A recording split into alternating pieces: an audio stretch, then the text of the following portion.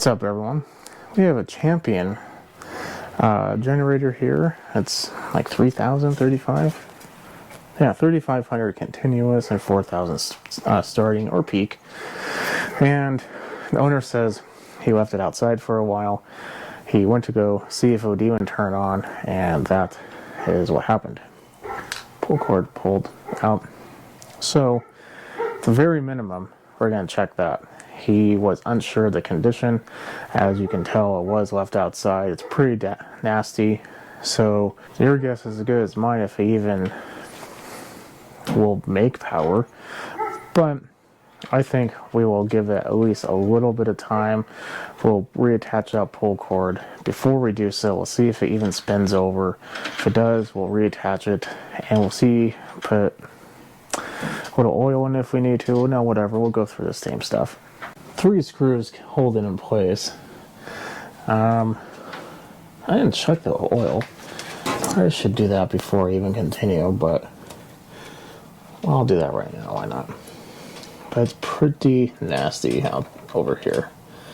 It does have oil. That's good. Well, is there on off switch? Off. Okay. It does spin. Has compression. Okay. Well, I say we're going to focus some attention to this pull cord. Or, excuse me, recoil.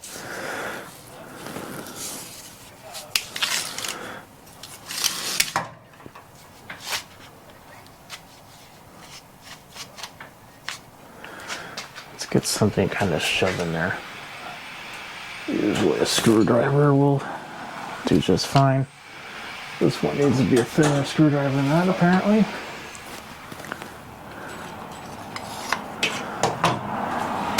Now, let us take a pair of cutters and cut everything off. It's weird that it broke so far up the hand or up the line. Usually they break like pretty much right there. So I'm going to take, there's about 2.5, 3 feet here. I'm going to take some line that's roughly the same diameter of this. It's pretty thick. I'm going to cut it to, there's about 6 to 8 inches on the handle. I'm going to say it's probably roughly 4 feet. I'm going to cut about 4 feet, and then we'll come back. Cut it, I torch the ends so they kind of, they're not open anymore. Now, the hole for the line is right here, so we have to go through here. Kind of find our way through everything.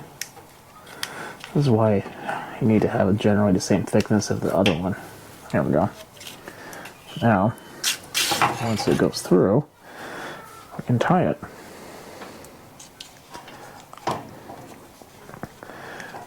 This style of line, something that's not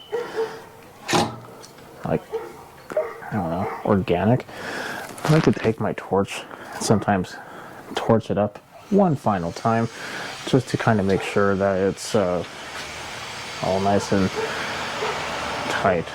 There we go. Now,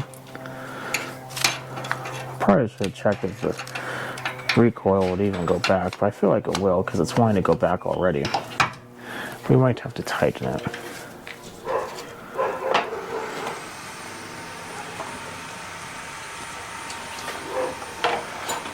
This one has this little piece. And more of the same. Once it goes through there, tie it. I don't really like using this thicker line. It's really hard to tie a knot in. But we are ready to let go. Put my hand here to kind of hold it in place. Take the screwdriver out, hold the line, and pretty much what I had expected. So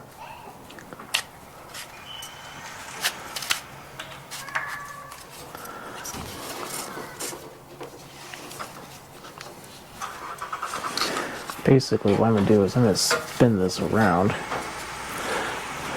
Not the easiest with the line in there. Would have been better if I would have just done this earlier. But spin it around like so.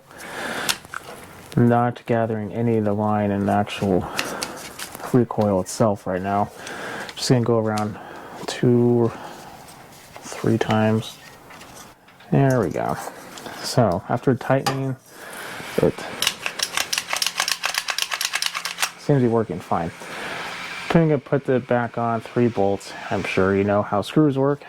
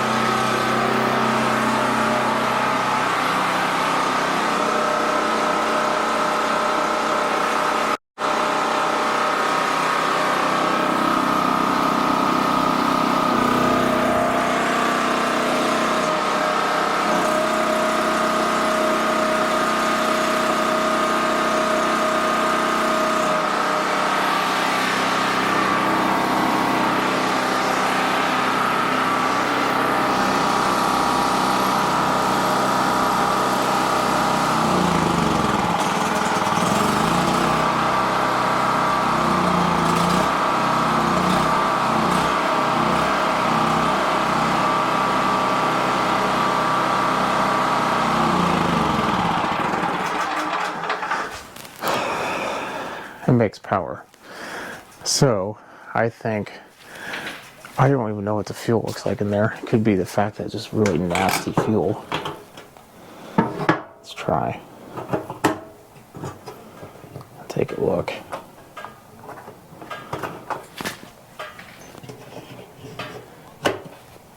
I hate these little screens. Well, I'm going to jack this up. We're going to go through the process of taking the carb off. But other than that, it seems to be a working powering generator. So we just have to fix the problem that only runs on choke.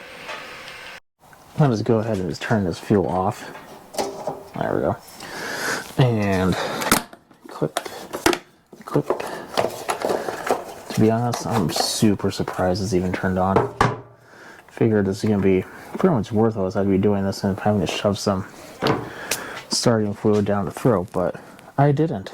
It was both a shock and a surprise. Perhaps even awe. Take this off. Those look like they could be 10 millimeter. Oh, spider. The being outside for this long, I can imagine I woke up a few of them that were taking a nap in their home and somewhere in this machine.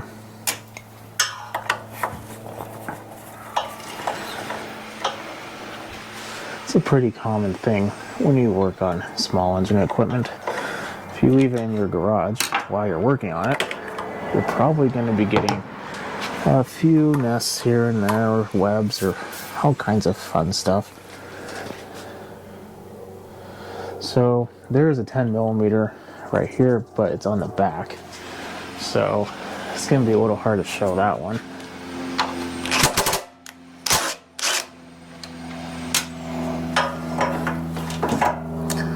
Move that breather tube out of the way.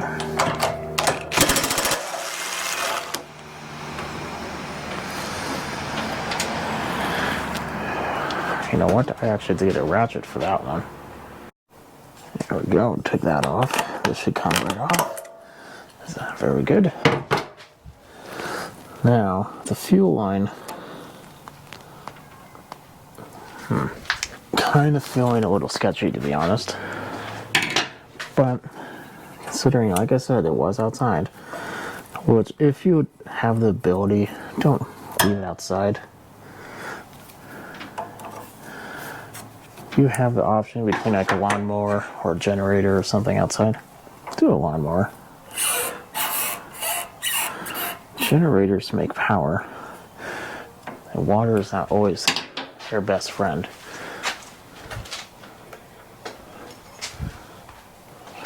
We're going to take a towel that's 99% clean and clean out this bowl, which is kind of clean now.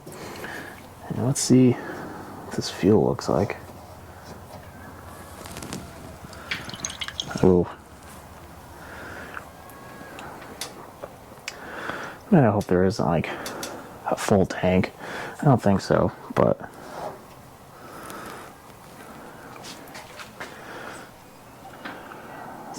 there's water. That dark spot right there, water.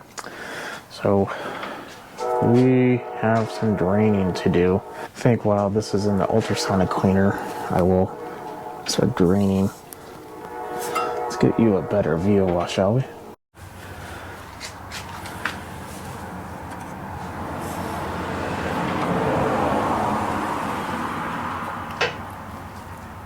Man, this is really stuck on there.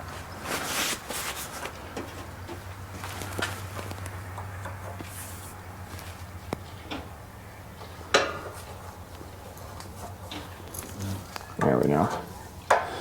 Just had to break the seal a little bit. Now, with that far out, we push down on the throttle and lift up.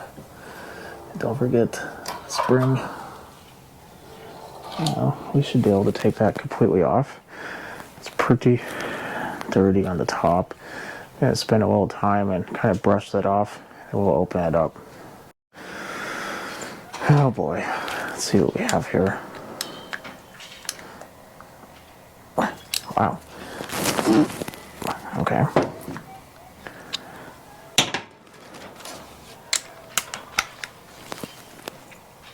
Ooh, leaking.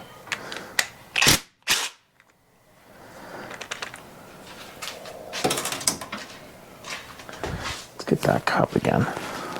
Granted, most of it's spilled out already, but oh, I had to see more water already. I think that's going to be the majority of our problem with this carb.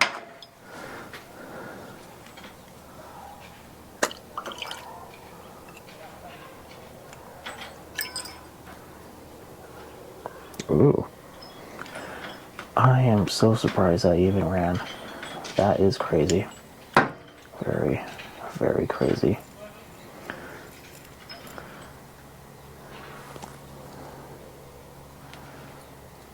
It's like hard. It's like someone just poured gravel on there. Well, that I will deal with later. Let's go ahead and take out the jetting. Grab another towel so we have a clean place to put the float.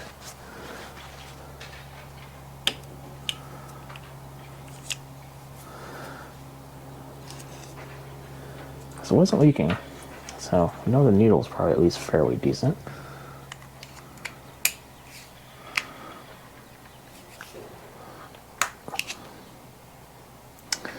Don't like the way that felt.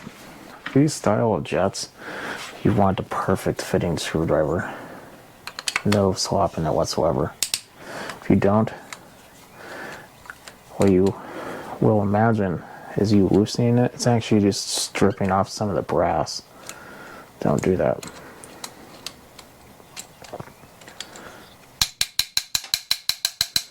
The jet came out pretty easily. And for the most part, it isn't horrible. I'm pretty sure a lot of this was just water.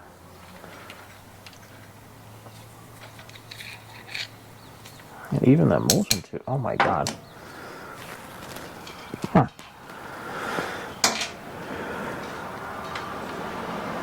Are we gonna get lucky with these? No. Well, let's take this out. I do not believe this has an idle circuit, so it's not going to lower its speed while not being used, but just in case, let's take that off and kind of remember how far it was. That's a brass jet, that's good. Anything else we need to take off? That's fixed. Can't adjust that. I'm going to go throw this in the carb cleaner. I'm sure you're wondering why everything is completed on the ground, and the last thing you saw was a carburetor being cleaned and rebuilt. Cleaned, let's just say cleaned, not really rebuilding it. Well, the carburetor is right there. And the fuel, YouTube doesn't really like what it's really called, but let's just say on-off valve, was causing some problems. The carburetor, the bowl, remember that black crap that was in there? When we remove it, exposed about 8 different pinholes.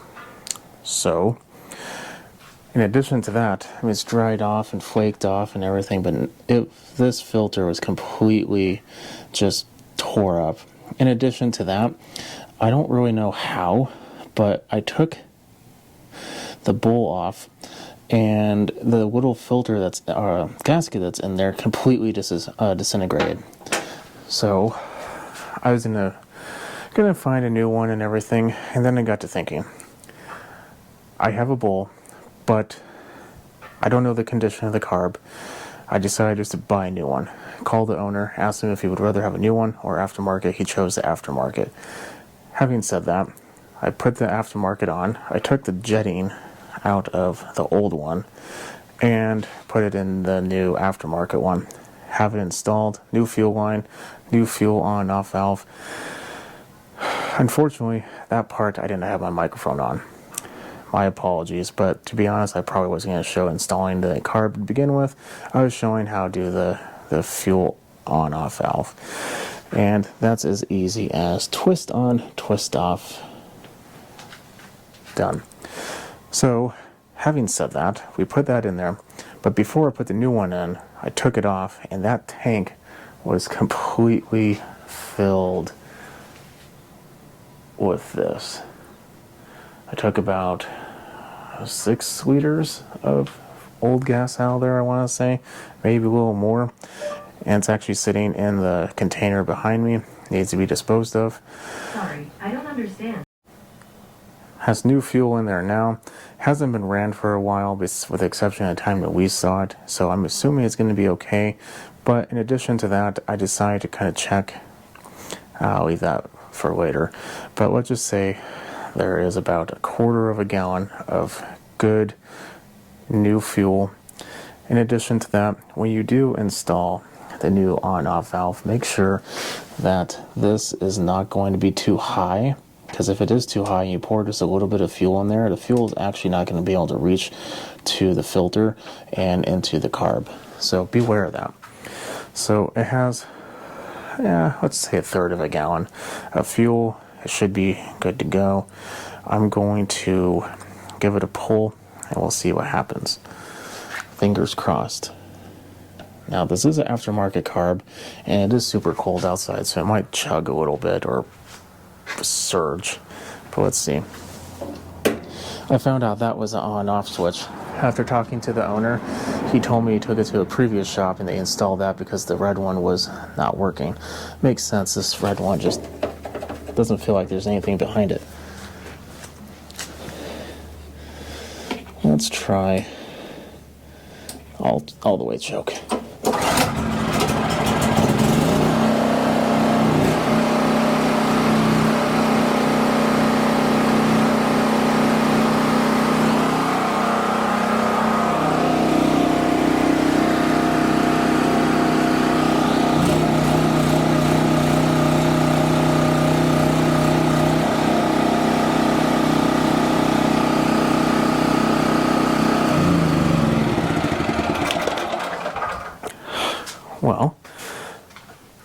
runs.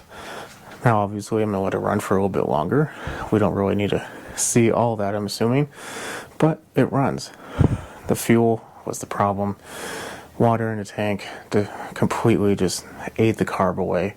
Don't leave it outside. It's the main problem with this. If you have an option, just put something else outside. Leave a generator inside the garage. That is the main takeaway from this. But if you are in need of a new carburetor, if you are going to be replacing it, an aftermarket that's cheaper and changing the jets out is kind of a good option if you can find a good aftermarket one. Just make sure that the carb is the same size, everything is roughly the same, change out the jets. Best way to make a aftermarket carb that's questionable into a good one. Other than that, we have everything ready to go. I think the only other thing I forgot to mention is I did have to take off this whole recoil cover to get the fuel shut off installed, but that's it. I'm going to spend a little bit more time letting it run, checking the output. If you don't know how to do that, I have a video on so. But I'm going to leave you with that. Have a good night. Follow me on Instagram at SmallEngine101. I'll catch you on the next one. And don't forget to subscribe. Have a good night.